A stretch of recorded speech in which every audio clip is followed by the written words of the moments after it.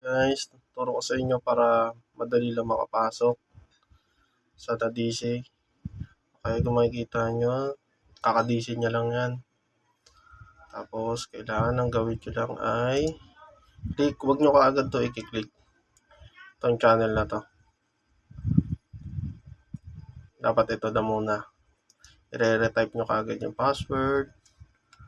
Tapos, pag-type nyo ng password, enter, yun. Makakapasok kayo kaagad yan, guys. Off.